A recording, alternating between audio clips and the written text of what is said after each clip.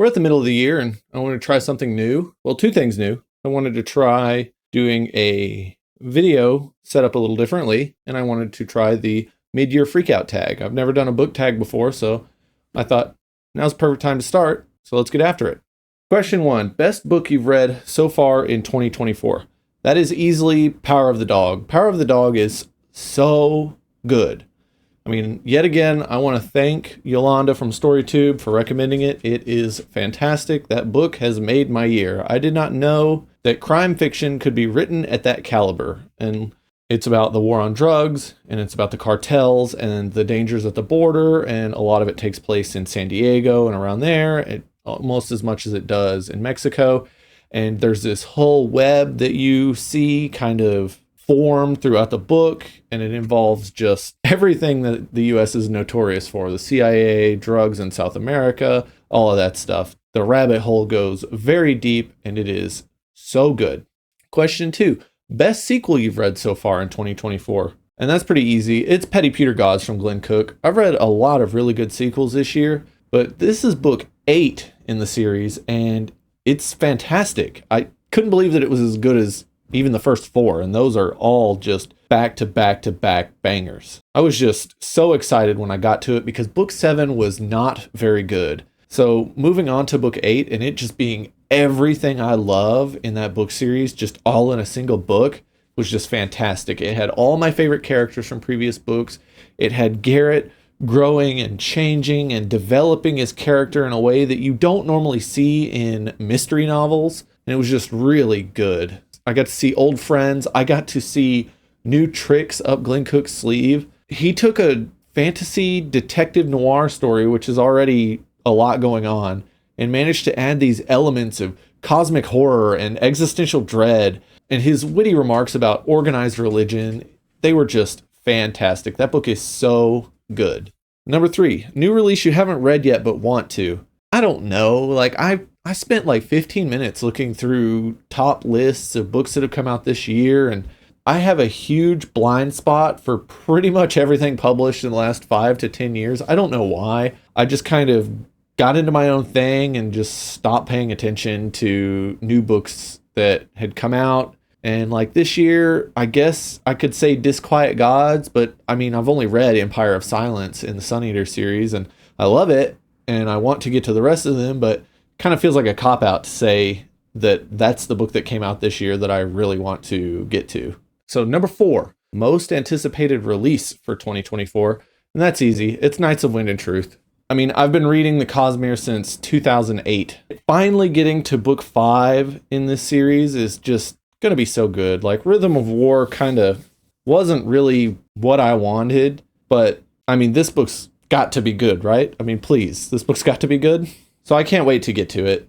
Now, number 5, the biggest disappointment that I have read this year. This is the only book that I have 1-starred this year, which I thought was interesting. I could have sworn there were others. I think there were some turds, but this one really took the cake because it had been overhyped to me, and that's Babel 17 by Samuel R. Delany. Everyone's like, oh, this book is just a foundation of the science fiction genre. It's critically acclaimed, blah, blah, blah. It's so good. The concepts in it. And I'm like, this book is stupid. This book was a novella that he stretched out into a novel. There's so much crap in there that shouldn't be there. There's some interesting things like transhumanism that's in the book is really interesting. But then other times there's stuff that's like, what? Why? What is this doing here? He has like these weird events that go on to kind of set up the story. And I'm just like, I don't care. Same thing goes with the actual main concept of the book, which is that language shapes the way you think. And so if you know a different language, it can kind of change the way your brain understands reality. And it's like, all right, I mean, that's pretty cool, but it's kind of been debunked. So I guess it's kind of like all the hypnosis crap that was in books of the same era in science fiction. It's like, yeah, I mean, this stuff doesn't work, but I guess it's cool as a plot device. And I just wasn't enjoying it at all. Now, number 6, my biggest surprise. That one's easy. I raved about it. It's Funny Story by Emily Henry. I had never read a romance novel, and this book not only made me fall in love with romance, it was just so good. She's such a fantastic writer. I could not believe that I had been missing this whole time. I've already got a copy of Happy Place. My daughter always asks me, what book are you looking for? What book are you looking for when we're at like bookstores and stuff? And on our road trip, at every bookstore, she'd ask, who's that lady that wrote that romance book that you like? And I told her Emily Henry. And so she'd go look on her own trying to find me a copy, and she couldn't find anything. Recently, my daughter wanted to get me something for Father's Day because she didn't get me something for Father's Day. So like the next weekend, her and my wife were out shopping, and she saw a copy of Happy Place on the shelf, and she was like, I want to get that for Dad. So I think it's pretty funny that my child is like, hey, let's pick up that romance book for Dad. I thought that was pretty funny. So I'm looking forward to getting to it. I'm going to read that sooner than later. She's already badgering me. She's like, have you started that book yet? And I'm like, no, I got other books I got to finish first. And she's like, okay, well, when are you going to start it? And I'm like, very soon. Okay, I'll let you know when I start it. So it's definitely Funny Story by Emily Henry. So good. New favorite author. Now, this guy became one of my new favorite authors just this month, and that's Pierce Brown. In 2 weeks, I read the Red Rising trilogy. I can't wait to get to Iron Gold. I have not started it yet, but man, I love his writing. I loved Red Rising. I've seen complaints about Red Rising. They're like, oh, it's derivative, blah, blah, blah. And it's like, yeah, so they're like, it's like Hunger Games. It's like, well, Hunger Games is like Battle Royale. So everything's derivative. Nothing's new. Who cares as long as it's written well? And I just really, really enjoyed the story. I loved the whole world building, and I just really like the way he writes. I love that it's over the top. Like, there is so much of the writing in there that is just over the top, and I know it probably annoys a lot of people, but it's fantastic. I mean, why are we reading? We're reading to have fun, and it is so unbelievably fun. I cannot wait to get further into the series. But man, yeah, Pierce Brown, I have thoroughly enjoyed reading his books. Number 8, newest fictional crush. Well, I mean, speaking of Red Rising, I'm going to let y'all guess who my new crush is, but yeah, it's one or maybe 4 or 5 characters from that series. They're just wonderful, and I'm just going to leave it there. Newest favorite character. Now, this is a minor character because I could pick all sorts of major characters, but I'm going to choose Ramos from Power of the Dog for a few reasons. One, he uses an Uzi throughout the whole book, and he calls it Esposa. His Uzi is his wife, which is just on another level when it comes to some hard ass. And yeah, he is a pragmatic badass, and he is a honest cop, but he does very dirty things while being an honest cop. Like, he's not taking bribes, he's not doing anything illegal. I don't know if shooting bad guys in the back while they're handcuffed is illegal. Well, I guess it is, but it's for a good cause. Like, this guy is an anti-hero in like all the best ways. And seeing him throughout Power of the Dog, he's like the good devil on the main character's shoulder in a lot of parts of the book. He's just like, you should do this sketchy thing right now, or it's going to come back to bite you in the ass, and it's going to be a lot worse later on. And the main character's like, no, I'm a good guy. I don't do that. And then later on, it's like, well, look what happened. It all blew up. Dummy, you should have done what I said. And it's like that throughout the book, and it's just such a fantastic layer to the overall storytelling. I love Ramos. Oh, and he's a former boxer, which you can just check right off the list of things I love. Books that made you cry. It would be easier to ask me which books have not made me cry. I'm a big old baby. The ones that really got me were Son of the Black Sword by Larry Correa, Winter of the World by Ken Follett, My Effin' Life by Geddy Lee. That's his autobiography. I was bawling my eyes out when he got to the parts talking about Neil passing away. It really got to me. And also all of the Red Rising books. I mean, I was probably tearing up like a third of the time in those ridiculous books. They just got me right in the feels. Books that made you happy. This is easy. Kugel Saga by Jack Vance and Willful Child by Steven Erikson. Those books are both ridiculous. They are so fantastic. Kugel Saga is a picaresque, which is one of my favorite subgenres in literature, and it is just absolutely hilarious. I spent so much time laughing while I was reading that book. Same thing goes with Willful Child, which is Steven Erikson's kind of Star Trek spoof and kind of his like critique of Star Trek from Star Trek, the original series, to Star Trek The Next Generation. The kind of premise is like, what if I put Captain Kirk on the Enterprise in The Next Generation? So you've got this like guy who's breaking rules and is like, what? We ignore regulations. We're out here to do heroic stuff. And the rest of the crew's like, that's not how any of this works. And it's just so funny. And all these little quips he has in there, all this social commentary. And I mean, it's just great. And I mean, there's also social commentary in Kugel Saga. Like, they're just fantastic. And then I'm going to go right back to the Red Rising series because, man, I had a lot of like sad moments from those lows in series, but man, the highest highs are always like, well, it's time to happy cry. Overall, I've had a lot of really happy moments this year in books I've read. It's been fantastic. Favorite book to movie adaptation you've seen so far this year?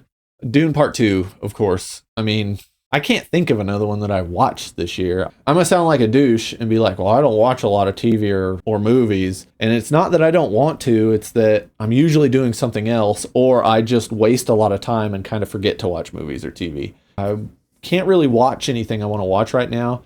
My daughter's home from school all summer, so I can't watch The Boys while she's hanging out with me. Oh, come here, little 7-year-old. I'm going to show you some satire with lots of blood and guts. I hope you like trauma. So I got to wait on that stuff. So number 13, favorite video you've made this year. I'm going to give it to my most popular video. My video about Conan being the greatest murder hobo of all time.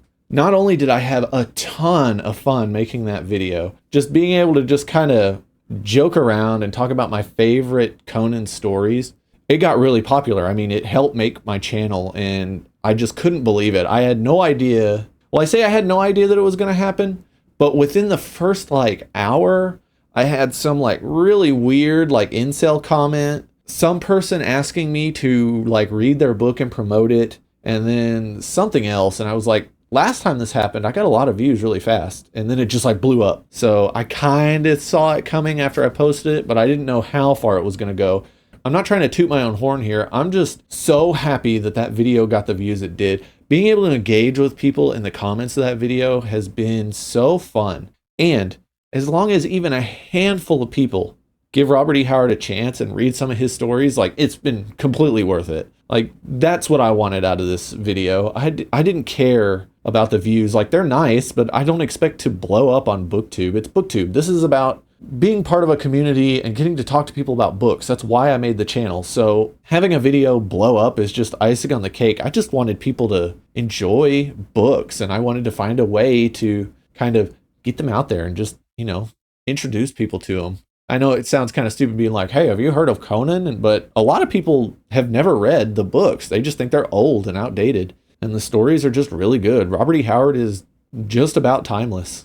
Number 14, most beautiful book you've bought this year. That one is real easy. I backed a Kickstarter and I got the RPG Saints sketchbook from Wayne Reynolds. And Wayne Reynolds is such a wonderful artist. This book is beautiful. It's also got a really nice dust jacket. This is just the bare book. And man, the artwork is gorgeous. I'll try to post some right here. But man, I absolutely love this book. Wayne Reynolds does all of the cover art for the main hardcovers from Paizo. He used to do a lot of the D&D 3.5 and a lot of the 4th edition D&D stuff. He's just a wonderful fantasy artist. You've probably seen his art on Magic cards and stuff too.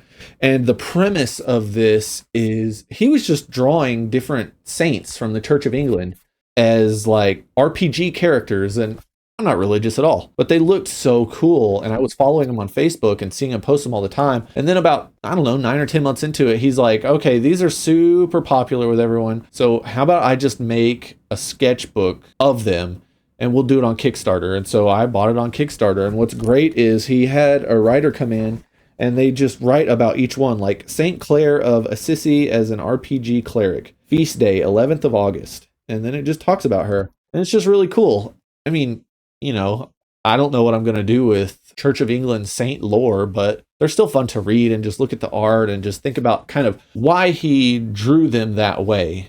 It's just great. I don't know what to say about it. I likes me some fantasy art. I'm a nerd. And last, but certainly not least, we have number 15. What books do you really need to read by the end of the year? That's real easy. That's the last 15 books in Glenn Cook's bibliography that I have not read, which includes 4 Garrett P.I. novels. I'm currently reading Angry Lead Skies, and that is book 11 or 10, I can't remember. The 4 books in the Instrumentalities of the Night series, and now that one I am really looking forward to. It's essentially 14th century Italy and southern France and stuff, and it involves fantasy in that kind of setting and the Crusades and all that. And then I found out it had cosmic horror elements, and I was like, oh my goodness, where has this been all my life? I can't wait to get to it. I heard that the 4th book was kind of rushed because Sales weren't very good for the first 3, so he was just like, all right, we got to get this story done in book 4 because I doubt I'm going to get another one. But I don't care. It's about the journey, not the destination. I have a lot of fun reading these books. If they end with like a wet fart of an ending, I mean, it's fine as long as everything else was good up to that point. What else do we have? Oh, I got the Starfishers trilogy, which is a space opera trilogy. And I know one of them is really interesting because it's written like it's a submarine thriller. So one is like a spy thriller, one is like a submarine thriller where you just feel that like claustrophobia, and instead of being in the water, you're in like a space battle. I can't wait to get to that one. Then I have his 3 standalones other than Passage at Arms that I kind of count as like a semi-sequel to the Starfishers trilogy. And that's A Matter of Time, which is just about time travel, and it's about some dude, I think in like St. Louis, and he's traveling like backwards in time, and I don't know a lot about it because I don't want to spoil it for myself, and I'm hoping it's one of his better standalones because I've kind of been burned lately by his standalones. They're just nowhere near as good as his book series. And then The Dragon Never Sleeps is a space opera of his, and it is his favorite work that he's ever written. And there's like a handful of other authors that I've read interviews where they've talked about Glenn Cook, or they've written an intro to a Glenn Cook collection or something, and they've said The Dragon Never Sleeps is their favorite book. And then on like Reddit and a bunch of the Glenn Cook threads, when people are asking what to read other than The Black Company, a ton of people are like, Dragon Never Sleeps. That's the best thing he's ever written. So I am very excited to read that. But I'm going to save that for toward the end of the year. I'm going to try to bully some people into reading it with me. Hopefully I can pull it off because that would be great. And then the last one, which I want to show you real quick. I've talked about it before, but let me go grab it. This is a novella or novelette, and it's called Sung in Blood from NESFA Press. He was the guest of honor one year at the New England Science Fiction Association's like convention. And so I got a signed copy, and it says, "For Joe. Hope you enjoy this one, Glenn Cook." I am a Joe, so I'm just going to say this was signed for me, even though I would have been 3 years old getting this book. So I can only imagine a 3-year-old standing in line just talking about how they love The Black Company and they need a book from their favorite author. Yeah, that's it. This was a ton of fun to make. I've just really enjoyed this year of booktube so far. I mean, just reading and making videos. Like, I've kind of stalled out lately with videos, but I think I'm just going to go back to making reviews. Like, they are not nearly as popular, but honestly, I don't care. I just want to talk about books and just share them with the people that watch this. Thank you so much for just watching my videos, and thank you so much for helping make 2024 one of the best reading years I've ever had. And with that, I'll see you next time.